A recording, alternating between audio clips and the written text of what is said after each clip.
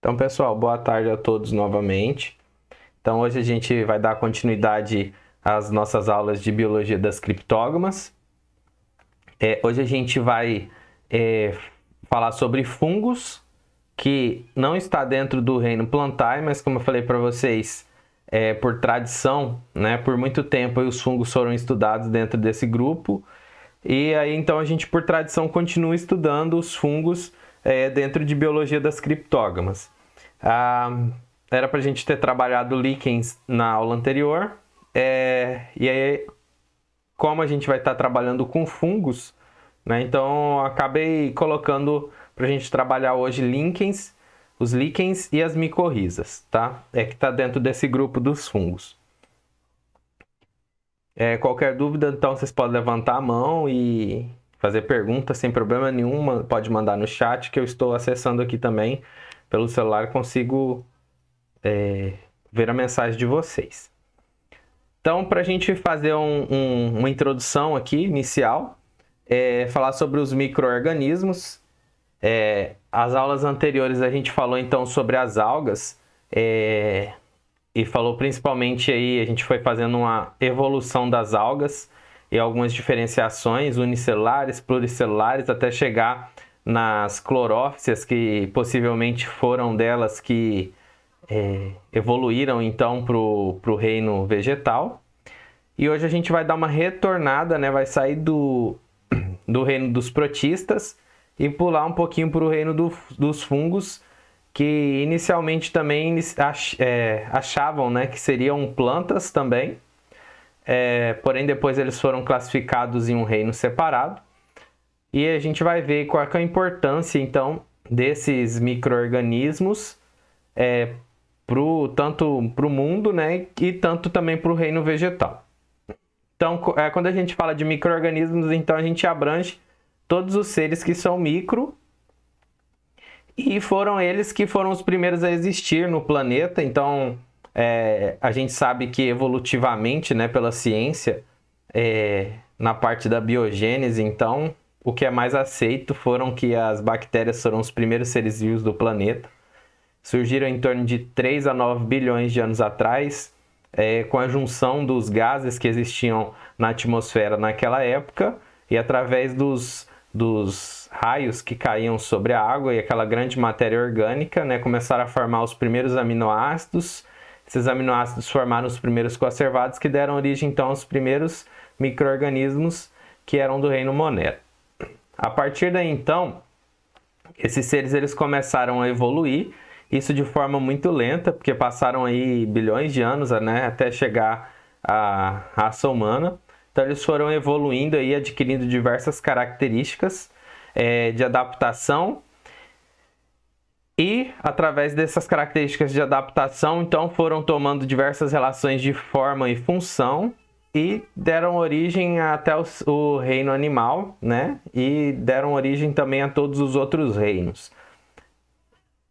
A gente vê que até quando a gente está estudando a parte da biologia das criptógamas, né, como a gente estava vendo lá nas algas, então a gente vê que um ser acaba se transformando geneticamente e se adaptando a outros meios, e acaba dando origem então a uma nova espécie, e consequentemente, né, eles foram se modificando tanto que formaram reinos diferentes.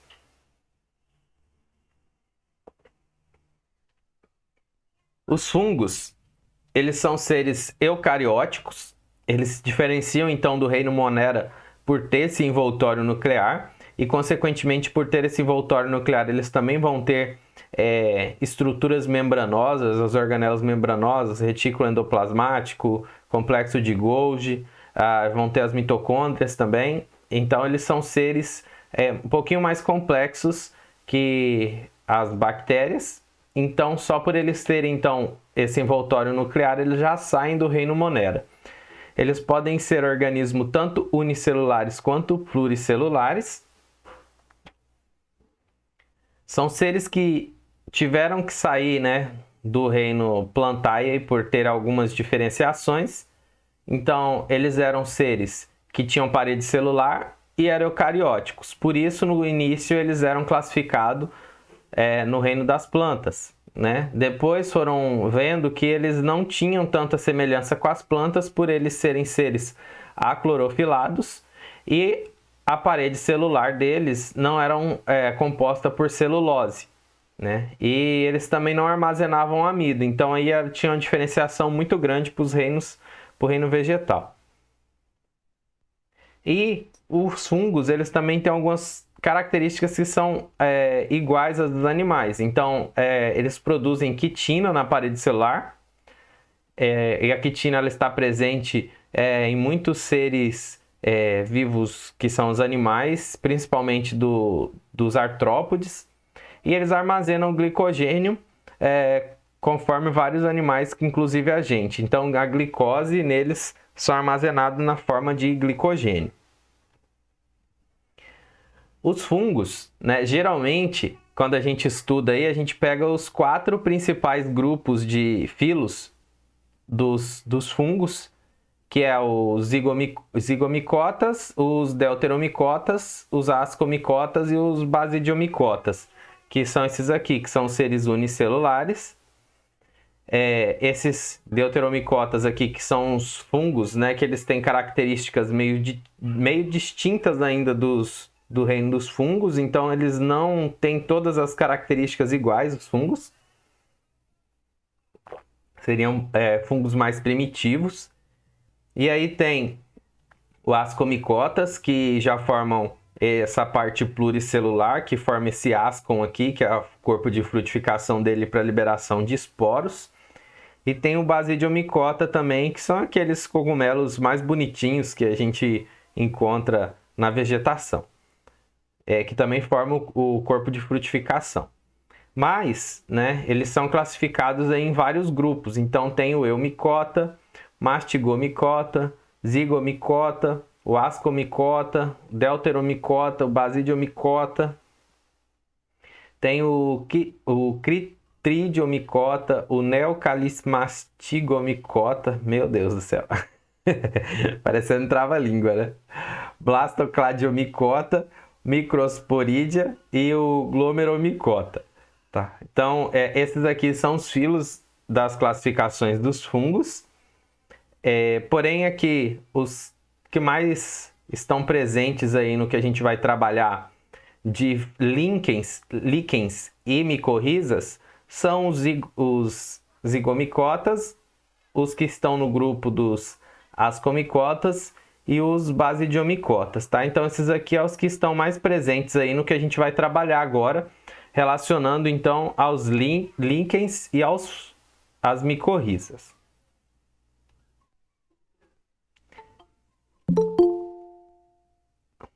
Boa tarde, Renan. A gente vai iniciar agora falando sobre os líquens. Então, o que são esses líquens, né? Os líquens, eles são associações simbióticas de mutualismo entre fungos e algas. São formados pelo talo do fungo, que são as hifas, que vai ser a porção visível, que se desenvolve verdadeiras redes enoveladas contendo as cianobactérias ou algas. Então, o que a gente vai ver é o corpo do fungo, então as hifas do fungo, porém a gente vai ter as algas que estarão presentes em associação junto com os fungos, que geralmente é o que vai dar cor aos líquens, tá? E, consequentemente, né, não será algo que dará só a cor aos líquens, mas eles também farão trocas de nutrientes, então tendo uma associação simbiótica. Em alguns casos raros, eles podem ter tanto as cianobactérias como algas, e aí seria uma associação simbiótica entre 3 organismos. E em cada uma camada interna descrita como medula, então elas estarão mais de forma interna como micro-organismos vivendo dentro dos fungos. Os fungos dessa associação recebem o nome de micobionte, mico aqui essa parte de fungos, e o bionte aí por viver em associações relacionadas à vida. E a alga, que vai ser a fotobionte, né? Foto porque ela que vai fazer a realização da fotossíntese. E eles vão viver, então, o fungo ele vai passar propriedades para a alga, e a alga, através da fotossíntese, também vai passar propriedades nutrientes para os fungos. Os fungos que formam os links são, em sua grande maioria, os ascomicetos, esses aqui, que formam os ascons, que são fungos com hifas que são septadas, e também podem ser unicelulares, e correspondem a cerca de 98%. E o restante, eles estarão no filo do Basidiomycota, que vão apresentar as hifas septadas. Então, os fungos eles têm alguma diferenciação entre hifas septadas e cenocíticas. Então, as hifas septadas eles terão núcleos separados e as cenocíticas não terão. E os que fazem essa associação eles terão hifas septadas, né? Então, aqui a gente tem um exemplo da orelha de pau, né? Que é um fungo dos basidiomicetos. E a partir das hifas desse fungo ele pode fazer associação mutualística com as algas e a dos ascomicetos também. As algas envolvidas nessa associação são as clorófias e as cianobactérias.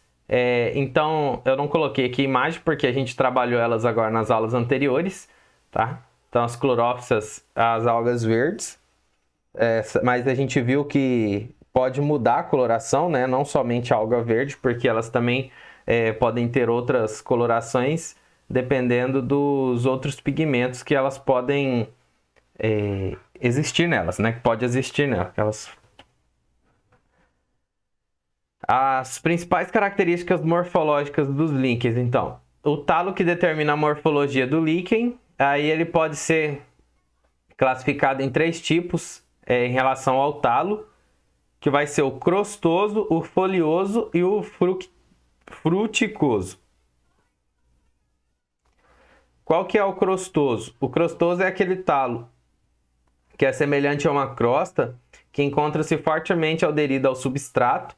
Então, a gente não vê nada saindo, né, do caule. A gente vê uma coloração ali no caule, porém a gente não vê nada de protuberância, tá? Conforme essa imagem inicial aqui. Então, aqui a gente vê várias colorações. Rosa, um verde mais claro, um verde musgo aqui, um cinza.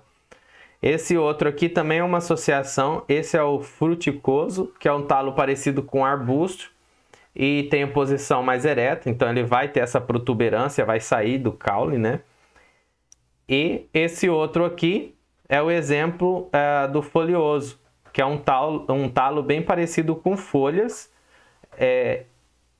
que geralmente é o que a gente mais vê aí principalmente aqui na nossa região, né? Tanto esse aqui quanto esse, mas a gente geralmente vê mais esses que são foliosos. Aí a coloração, outra característica importante dos líquens, como eu falei para vocês, ela é definida pelos pigmentos das algas e cianobactérias. E como a gente viu, a maioria delas vai ser das clorófias, então a maioria vão ser verdes, acinzentadas e marrons, porém aí dependendo da relação com a cianobactéria, elas também podem ter colorações vermelhas, amarelas e laranjadas, tá? E dependendo também da associação, se tiver mais de uma junto, aí pode ter outros tipos de colorações. A reprodução dos líquens, ela vai ser de forma assexuada, e geralmente a parte micobionte, ela pode formar conídeos, que vão formar os ascóporos, ou basidiósporos conídeos, dependendo do tipo de fungo. Se for dos ascomicetas vai formar os ascóporos, se for do basidiomiceto vai formar os basidióporos. A estrutura sexuada vai apresentar na forma de apotécio, que é essa forma de uma taça de cálice, e os esporos formados pelos fungos do link germinam quando entra em contato com alguma clorofícia ou cianobactéria. Então, ele pode liberar somente o esporo do fungo, e aí ele vai cair em algum local, e aí ele só vai germinar caso ele entre em contato com uma alga ou cianobactéria. Ou ele também pode fazer essa reprodução de forma associativa. Então, o fotobionte ele se reproduz vegetativamente. Então, esse link ele pode se reproduzir assexuadamente por sorédios, que são propágulos que contêm tanto as algas quanto os hifos do fungo, que como a gente vê aqui, ó, então ele se desgruda, forma esse sorédio que tem tanto a hifa quanto as algas associadas, e aí ele chega a algum local que seja propício para o crescimento e se desenvolve. Tá? E aí também pode ser por isídeos, que são as projeções do talo. Aí o líquen pode se reproduzir por fragmentação, ele se quebra e chega a algum local e vai formar outro líquen. Então a gente vê que a risina, que é essa parte mais interna das hifas, aí a gente vê a associação aqui com as algas, oceanobactérias. Nessa outra parte aqui, então, a gente vê os sorédios, que são essa liberação, então, de hifas que já saem com as algas mutualísticas. Aqui a gente vê, então, uma parte onde vai ter a liberação de esporos, tá? Então, a partir daqui, desse cefalopódio aqui, ele pode formar, então, a parte do apotécio, onde vai ser liberada os esporos que podem chegar a algum local, vai encontrar, então, a alga ou as cianobactérias, vai se desenvolver formando, então, outros líquens. Aqui são os isídeos. Então, ele cresce, né, forma um talo, esse talo se rompe, cai em algum local e ele vai formar, então, um outro líquen. Quais são as importâncias ecológicas e econômicas dos líquens? Então, os líquens eles produzem ácidos que degradam rocha e ajudam na formação do solo, tornam-se organismos pioneiros em diversos ambientes. Esses ácidos também também possuem associação citotóxica e antibiótica. Quando a associação é comum, como a cianobactéria, os líquens são fixadores de nutrientes, hoje eu tô bem, né? De nitrogênio. Então, como a gente sabe, o nitrogênio ele precisa de micro-organismos para fazer a associação. As plantas não conseguem fazer a fixação do nitrogênio na forma de N2. E aí eles conseguem utilizar, então, esse N2 e transformar em amônia. Os líquens são extremamente sensíveis à poluição, sobrevivente de bioindicadores de poluição, podendo indicar a qualidade do ar e até a quantidade de metais pesados em áreas industriais. Algumas espécies são comestíveis, servindo de alimento para muitos animais. Aí os chineses e os japoneses, né, falam comestível, né, eles já experimentam. Eles participam também de sucessão ecológica, então os líquens são considerados seres pioneiros, são os primeiros a se instalarem em algum ambiente, como as rochas, e os microbiontes produzem um ácido que vai causar essa desintegração das rochas, que vai formar o solo, permitindo colonização de novos organismos, principalmente, então, os reinos vegetais, né? A partir daí, então, vem as briófitas, as pteridófitas, gimnospermas e angiospermas, e eles também vão fazer essa fixação de nitrogênio através das cianobactérias, que vão ser capazes de pegar o nitrogênio em gás, né, que é o N2, transformar em amônia e vai incorporar isso, então, nas plantas. Como bioindicadores, então, eles vão absorver substâncias tóxicas, como o dióxido de carbono, e não conseguem excretá-las. Se tiver, né, os líquens em algum local, então o local ele está indicando que tem menos poluição, né? Então, se não existir líquens em determinados locais, significa então que está ocorrendo poluição ambiental.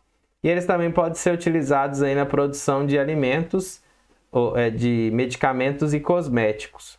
Então, muitos micro-organismos eles são utilizados na área da química orgânica com a produção de metabólitos e são testados aí tanto na parte de medicamento quanto cosméticos, né? Quanto também de não medicamentos também, mas de fertilizantes e inseticidas, bactericidas, fungicidas e assim por diante. Então, aqui a gente encerra a parte dos líquens e agora a gente vai falar sobre as micorrizas, que também são associações de fungos. As micorrizas, elas surgiram em torno de 400 milhões de anos atrás e eles, a partir daí, então, eles tiveram associação com o aparecimento das plantas terrestres. Eles fazem a simbiose entre as plantas, que são seres autotróficos, e esses micro-organismos que são heterotróficos. E aí acaba ocorrendo essa dependência de um para o outro. E a gente vai ver mais para frente que vários experimentos já comprovaram, então, que esses micro-organismos eles ajudam no desenvolvimento do reino vegetal.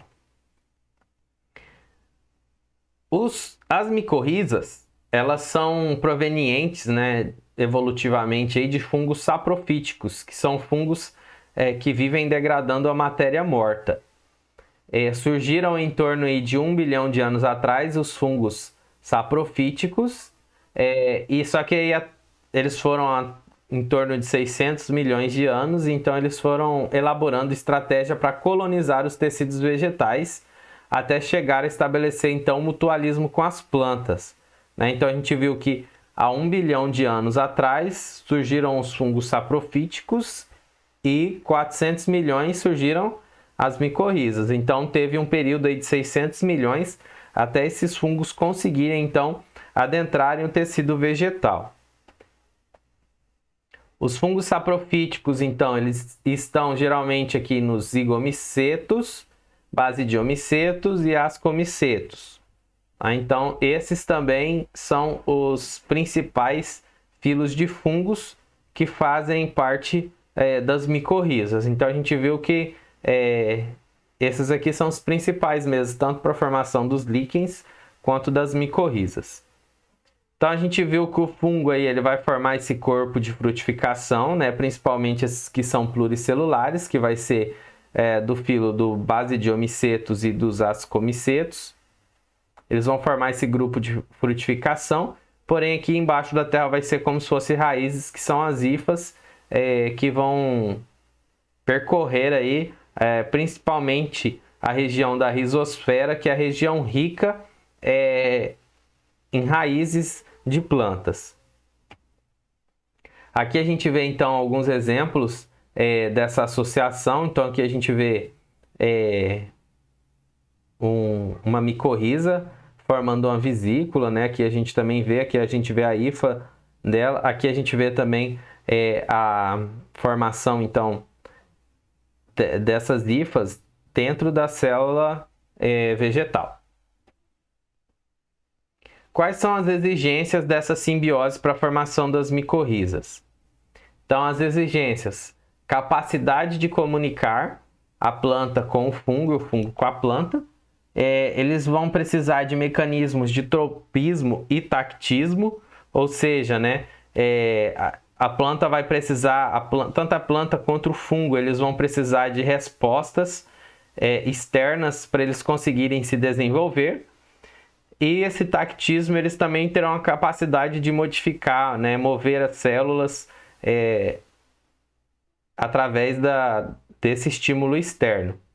Eles terão que fazer interação célula-célula, então, como eles são organismos diferentes, então eles vão ter que passar através de transporte de membrana plasmática de um organismo para o outro, e alguns conseguem formar, então, tubos, né, que passam de uma célula para outra através da parede celular.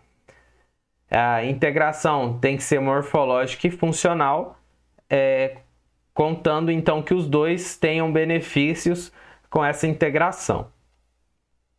as consequências dessa simbiose. Então, ela permitiu a coexistência tanto do reino vegetal quanto do reino fungi, com a formação das micorrizas, facilitou a evolução dos dois, promoveu a diversidade das espécies e a colonização do habitat terrestre também. Agora eu falei para vocês, né, que as plantas, juntamente com as micorrizas, aí, as plantas elas são favorecidas com o crescimento das micorrizas em suas raízes. E aqui tem uma pergunta, né? Então, a micorriza, ela é uma doença? Né? Os fungos que estavam na planta ali, ela é uma doença da planta? Então, a gente vai ver também que nem todos os fungos que estão nas raízes das plantas vão participar de forma simbiótica, tá? Porém, né, alguns fitopatologistas da época passada consideravam então que era tudo que tinha fungo nas raízes era doença. Mas ficou comprovado aí experimentalmente que nem todos os fungos que estão são doenças e vários deles então formam as micorrizas, e as micorrizas é um órgão que é formado morfologicamente característico que eles vão participar de dependência fisiológica íntima e recíproca com as plantas, tá? Então as micorrizas em si não são doenças e elas sim promovem um grande desenvolvimento para as plantas. Aqui a gente vê então essas vesículas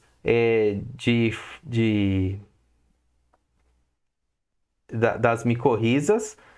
Aqui a gente vê as hifas e aqui a gente vê alguns arbúsculos. A gente vai ver mais para frente que isso aqui eles caracterizam então alguns tipos de micorrizas, tá? Algumas vão formar vesículas, outras vão formar somente arbúsculos, outras vão formar somente hifas, nessa junção aí de fungo com as plantas. Como que surgiram então essas micorrizas? O processo evolucionário em si ele é desconhecido, mas sabe-se que foi a partir dos fungos saprofíticos obrigatórios que deram origem então aos fungos fitossimbióticos. Então, ao longo do tempo, eles adquiriram elevado grau de compatibilidade genética e funcional, que deram origem então a essa junção aí com os parceiros autotróficos. Até então tá tudo ok, pessoal? Pergunta, dúvidas?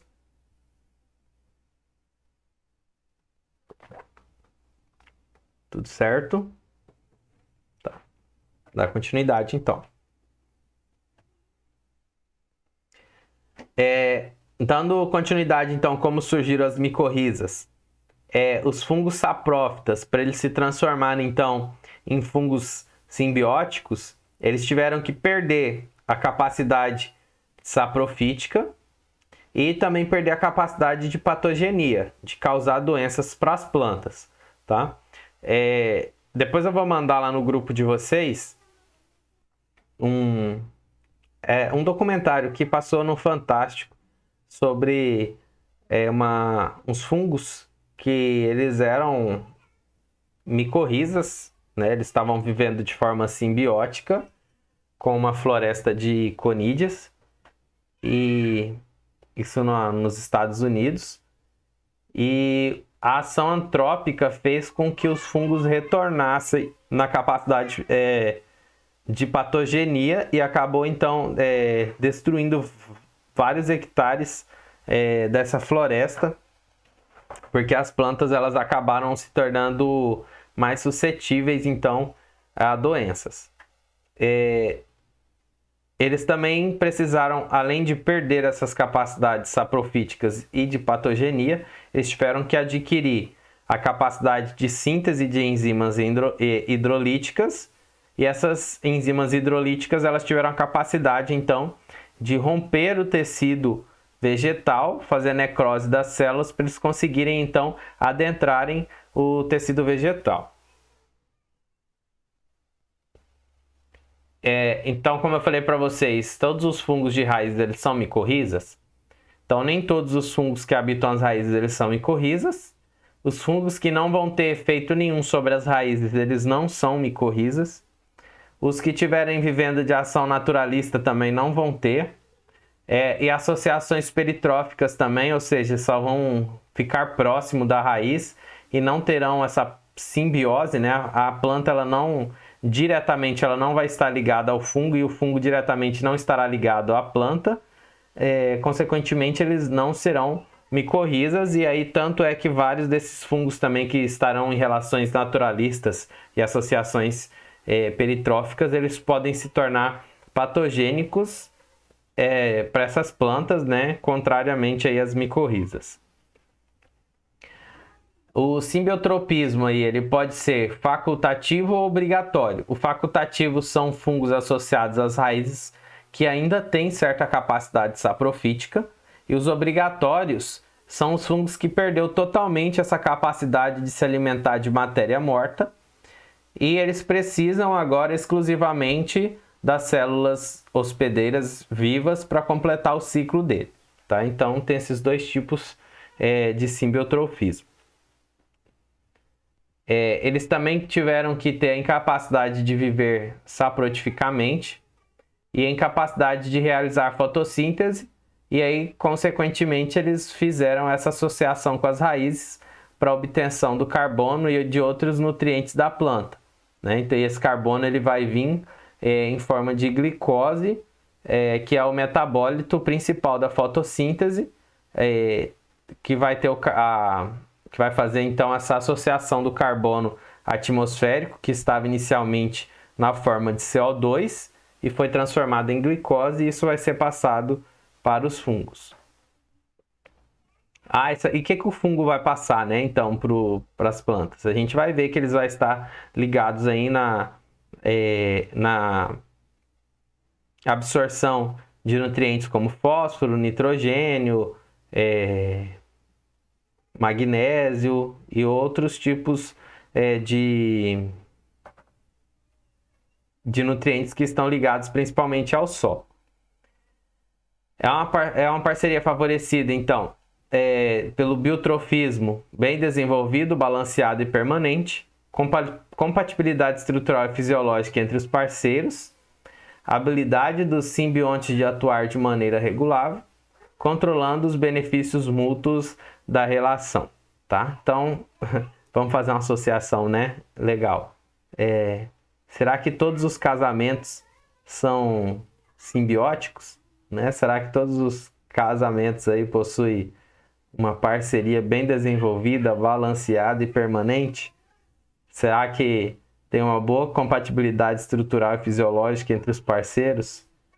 Será que eles conseguem atuar de maneira regulável e controlar os benefícios mútuos da relação, né? Então, será que todos os casamentos que a gente vê aí são dessa forma?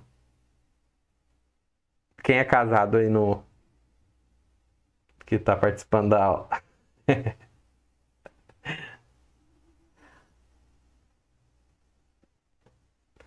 Quando não acontecer isso aqui, pessoal, significa que a planta pegou o fungo errado, tá?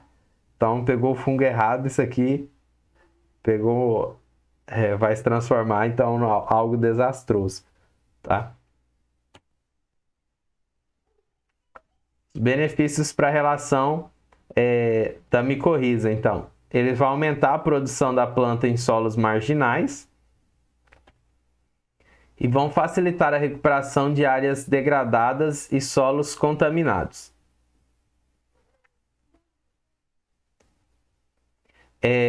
Eles também vão agir de forma com que eles vão aumentar então a capacidade das plantas em absorver nutrientes. Então eles vão servir também como biofertilizantes, e como eles vão servir como biofertilizantes, eles vão fazer a redução de insumos agrícolas, principalmente os fertilizantes que são jogados aí, que são estruturas aí de fósforo, nitrogênio. Aqui são os tipos de micorrizas.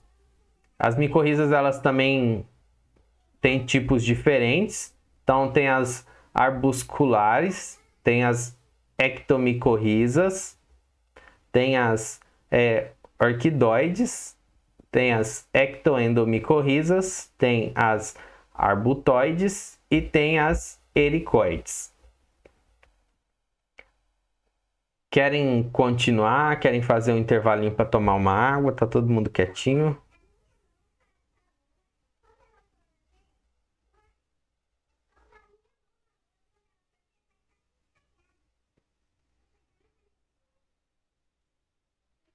Pode seguir? A gente segue, termina antes das 3 e aí tá todo mundo liberado.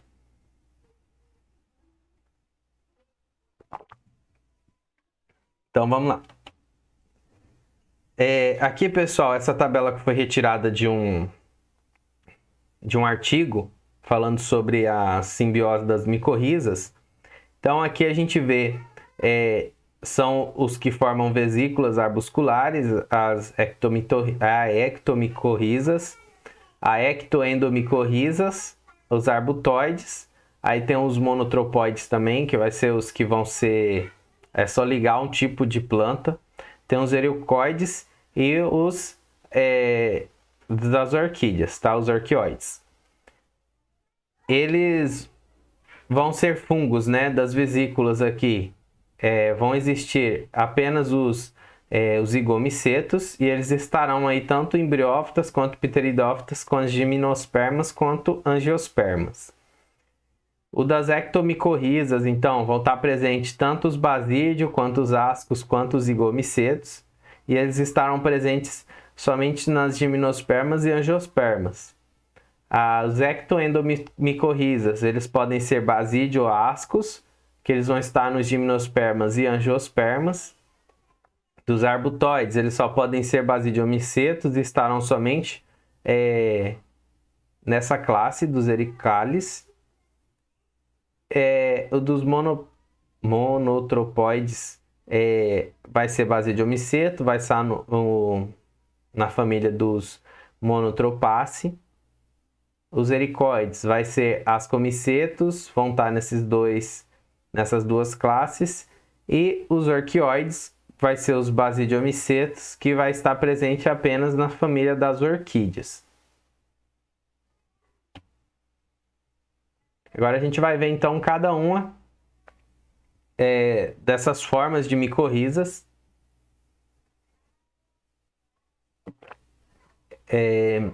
Como que elas são?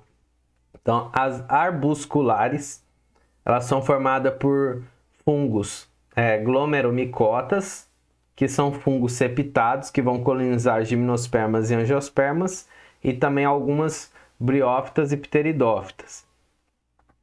Eles não são literalmente os ascomicetos nem os basidiomicetos, porém ele é um grupo filogenético aqui que se divergiu um pouquinho antes da formação, então, desses dois filos de fungos que vão produzir corpo de frutificação, tá? Então ele é bem parecido com os ascomicetos e os basidiomicetos.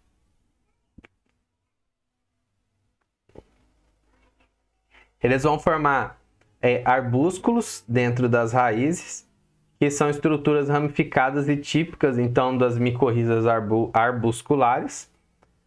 A colonização, eles vão conseguir colonizar as células do córtex, e a gente vai ver que várias outras micorrizas não conseguem chegar até o córtex do tecido vegetal. E alguns fungos vão formar as vesículas. Aí a gente vai ter as micorrizas vesiculares arbusculares e vai ter as micorrizas somente arbusculares, que são as que não vão formar as vesículas. Tá? E aí essas vesículas, elas terão então essas dilatações terminais, como a gente viu aquelas bolinhas lá em alguns slides anteriores que eu falei, essas aqui são vesículas formadas pelos fungos. Aqui, coloquei a mesma imagem de novo. Então as vesículas aqui, as hifas, né, e os arbúsculos. Então, as micorrizas arbusculares, elas podem ser somente formando os arbúsculos, mas elas também podem ser as vesiculares arbusculares, que vai formar essas vesículas aqui, que são esses corpos maiores de hifas enoveladas. Saindo das arbusculares, a gente vai para as ectomicorrizas. Então, na maioria são formadas por fungos septados, pertencentes agora aos filos dos basidiomicetos. Esses ectomicorrizas, eles não vai penetrar o córtex das raízes. Eles vão formar uma rede chamada de rede de Hart, e vai formar através dessa rede também um manto fúngico ao redor das raízes. E aí eles vão conseguir ficar ao redor das células, não adentrando as células, tá? Então essas hifas elas vão formar algumas películas, né? Algumas hifas externas, então aumentando a área de absorção das raízes. Elas vão adentrar aí formando então essas hifas do manto, e elas vão penetrando então as células epidérmicas aqui ao redor, formando as redes de Hart. Tá? E aí elas não conseguem então adentrar as células do córtex, elas ficam até aqui então na hipoderme. Como que elas fazem então essa colonização?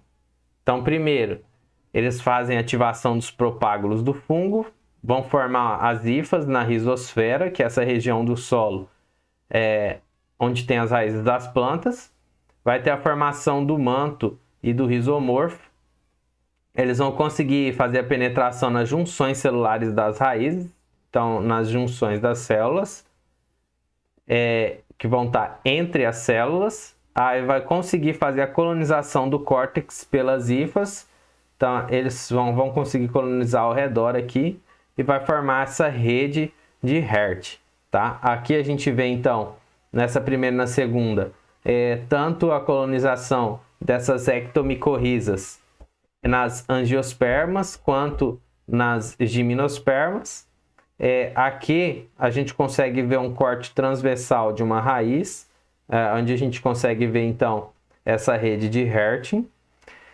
E aqui a gente vê então essa rede chegando aqui até as células do córtex, não adentrando elas, tá? Somente chega próximo. Nas ectomicorrizas, elas provocam intensas modificações morfológicas nas células colonizadas, até mesmo porque elas separam as células. São típicas de árvores de clima temperado, principalmente aí as gimnospermas, as coníferas. Elevada frequência no ecossistema. Agora a gente vai passar para ectoendomicorrizas, tá? Então essas aqui elas vão formar também essa rede muito parecida com isso que a gente viu agora, a rede de Hart. Elas são muito parecidas com a ectomicorrizas. Elas vão ter, lógico, alguma modificação, né? Então a modificação vai ser que essa rede de Hart ela vai ser mais grossa, vai ter um elevado grau de penetração intracelular. Então, além delas ficarem ali ao redor da célula, elas também vão conseguir adentrar as células. Ocorrem nas partes mais velhas das raízes, tá? Isso aqui é o que vai diferenciar, então, de uma para outra. As ectoendomicorrizas, então, eles estão muito ligados, eles são membros das coníferas, aí, os principais que a gente vê, os pinos. Então, eles vivem em bastante, né, quantidade de forma simbiótica com as coníferas. E elas também podem ser né, os fungos aí dentro dos ascomicetos. As ectoendomicorrizas, elas surgem no solo sob intensa ação antrópica. Aqui a gente tem, então, um tipo de fungo que ele vai crescer principalmente em solos com elevado matéria orgânica, elevada matéria orgânica. E aqui a gente vai passar, então, para as micorrizas arbutoides.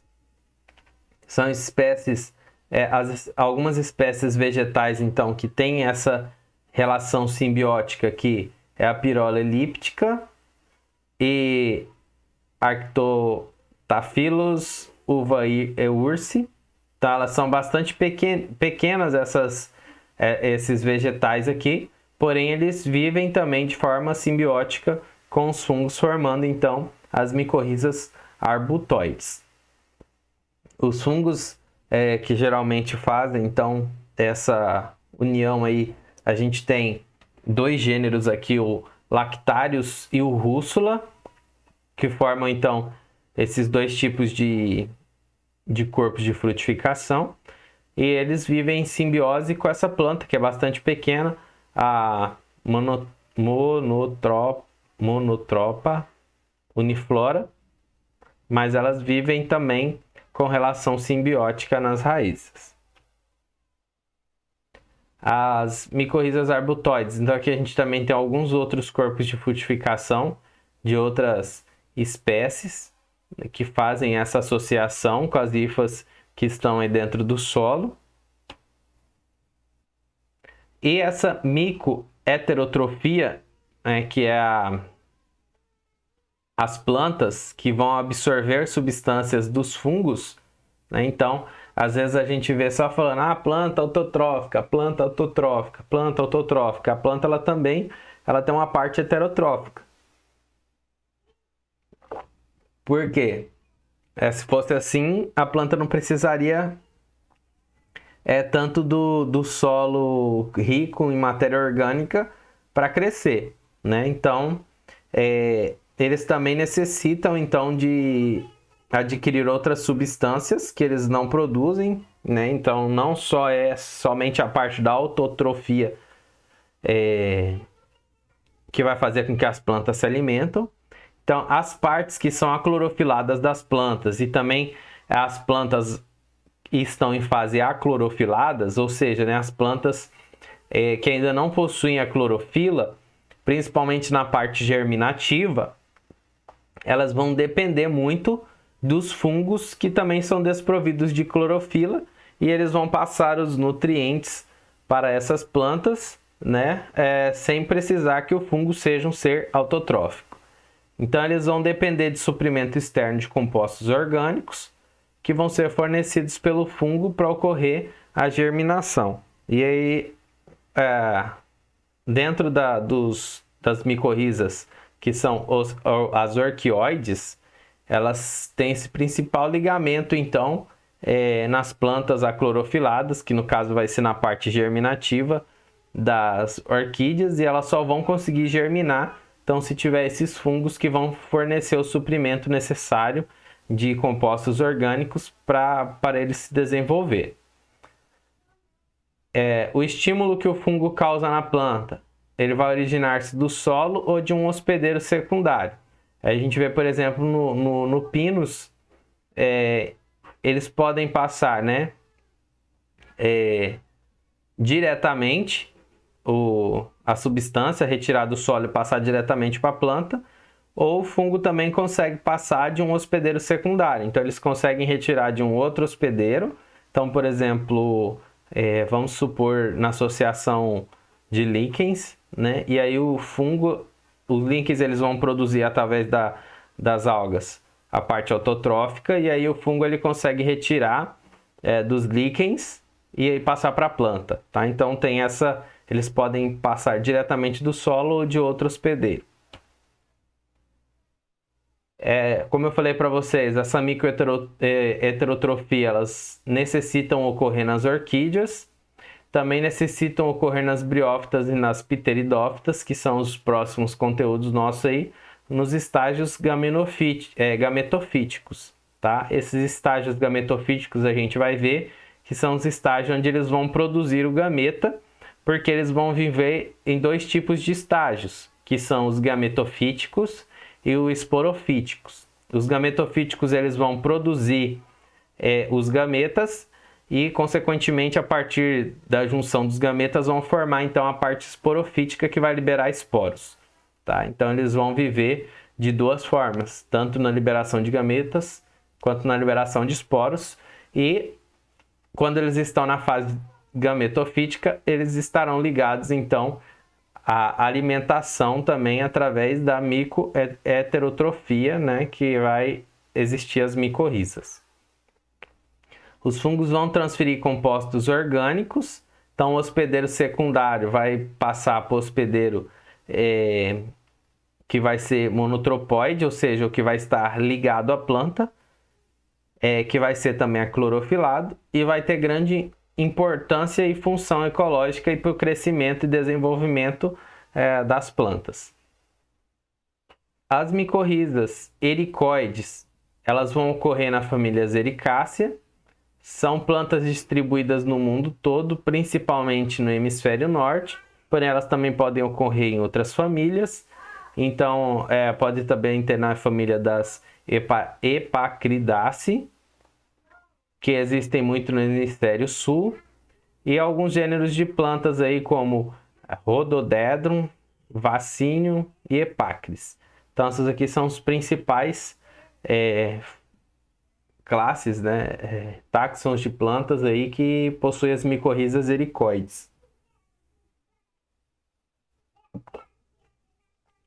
Vai ocorrer também por fungos septados, vão produzir e fazer enroladas no interior das células, são muito específicas quanto ao seu hospedeiro, então não é em qualquer planta que podem ser colocadas essas micorrizas, porque senão não vai ter essa relação simbiótica. As raízes ericoides que vão fazer essas associações de micorrizas são células epidermais que não vão produzir pelos radiculares. Essas células elas vão ser colonizadas intracelularmente e elas vão conseguir também fazer com que a planta consiga um desenvolvimento bem melhor do que as que não estejam em relação simbiótica. As micorrizas orquidoides, que são das orquídeas, elas são formadas por fungos septados também, vão colonizar também intracelularmente as raízes, vão formar também enrolados de hifas no interior da célula. Então a gente viu lá que a ecto ela vai formar apenas fora da célula e as outras a gente vê que o fungo ele vai conseguir entrar no interior da célula. As partes aclorofiladas das orquídeas, ou as orquídeas em fase aclorofilada, elas vão fazer essa micoheterotrofia que a gente viu aí, que é alimentar-se dos nutrientes do fungo. E aqui um dos principais fungos então que fazem essa associação orquidoide é o Rhizoctonia repens.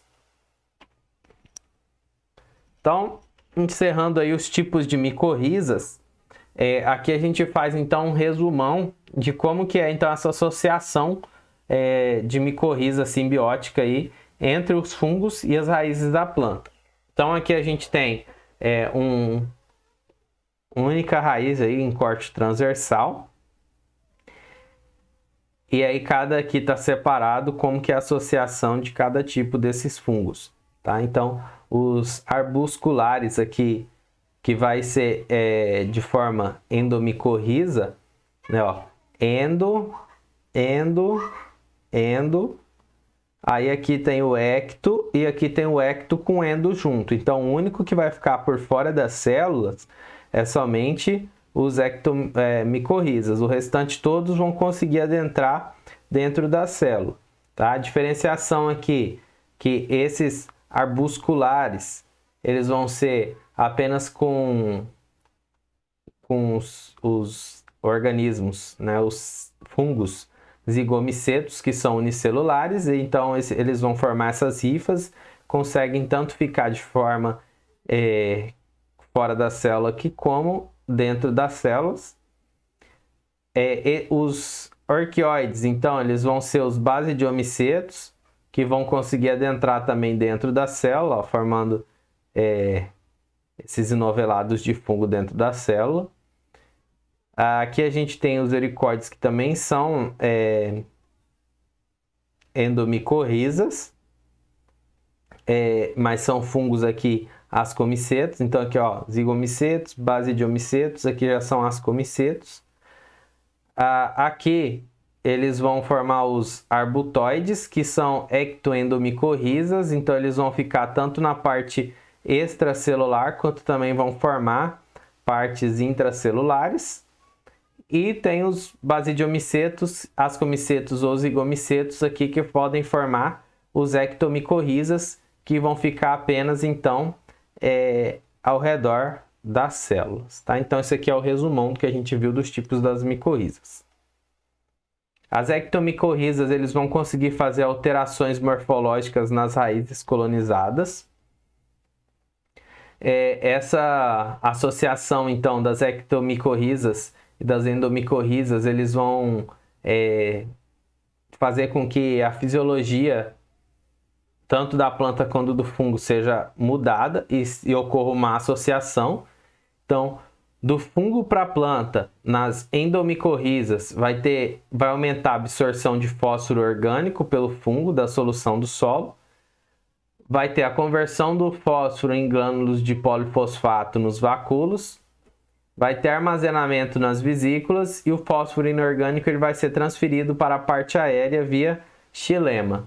E da planta para o fungo, a planta vai transferir então carboidratos oriundos da fotossíntese via floema. Nas raízes, eles serão hidrolisados, formando a glicose e a frutose, que são os monossacarídeos da quebra da sacarose. E isso vai ser transferido para os fungos pelos arbúsculos, que são aquelas regiões onde vai ter uma grande quantidade de hifo novelada. Nas ectomicorrizas, vai ser muito parecido. Então, do fungo para a planta também vai ter absorção do fósforo pelo fungo da solução do solo, acúmulo dos nutrientes de fósforo e nitrogênio no manto, na forma de polifosfatos e aminoácidos. Eles serão transferidos para a planta na forma de fósforo inorgânico e glutamina. E da planta para o fungo vai ter a transferência de carboidratos oriundos da fotossíntese, também a sacarose. Eles também serão hidrolisados nas raízes e também serão transferidos para os fungos, porém agora não nas formas dos arbúsculos, mas e sim agora na rede de Harting.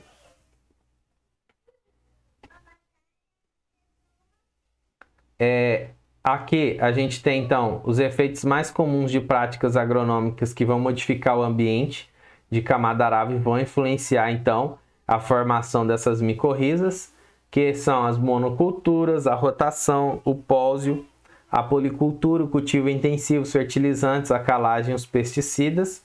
Eles vão interferir e vão ter consequências então na formação dessas micorrizas. Então eles vão interferir na seleção para a sobrevivência, eles vão interferir na relação fungo-hospedeiro, vão reduzir a colonização e esporulação, diversidade genética aumentada vai ser modificada, reduz a infectividade e esporulação, vai depender da fertilidade do solo aqui para a cultura que vai ser cultivada, altera a população de fungos, reduz a colonização e elimina os propágulos. Então aqui as práticas vão estar ligadas com essas consequências.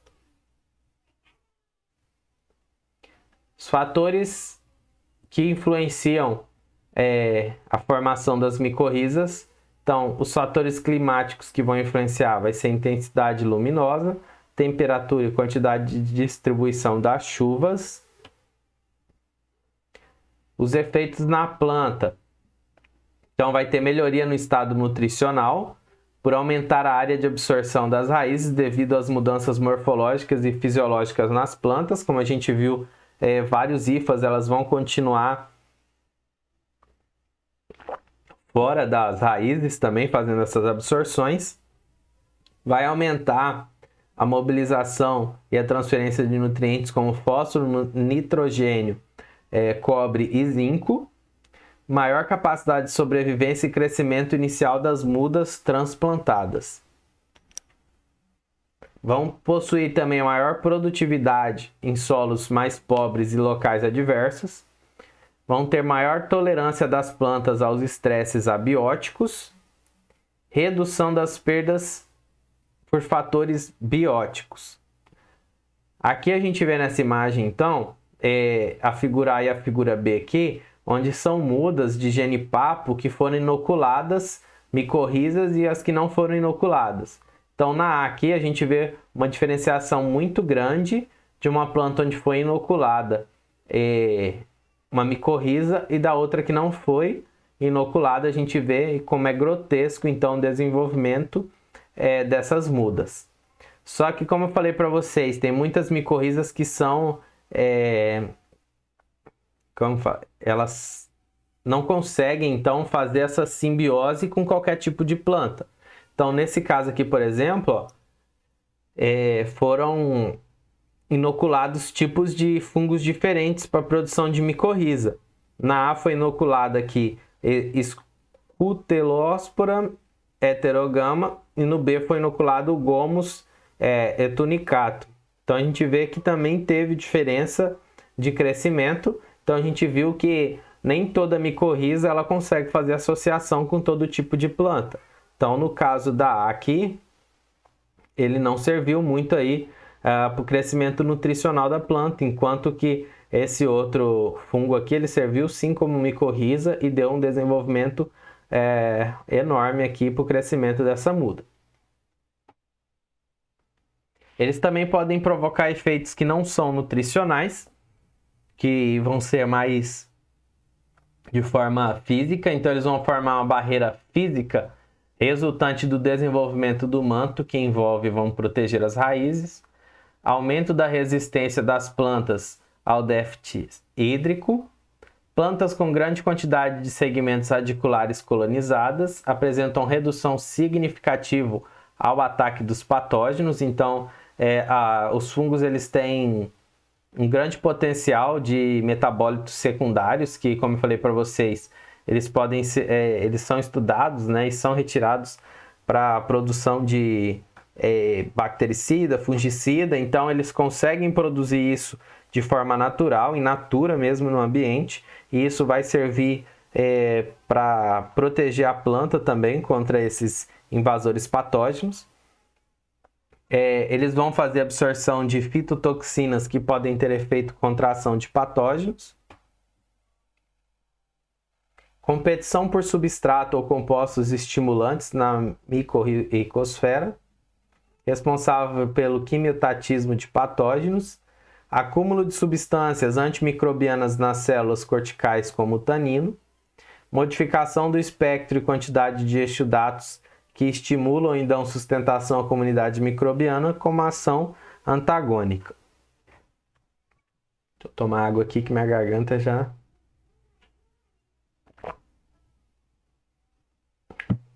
Estamos quase encerrando, tá, pessoal?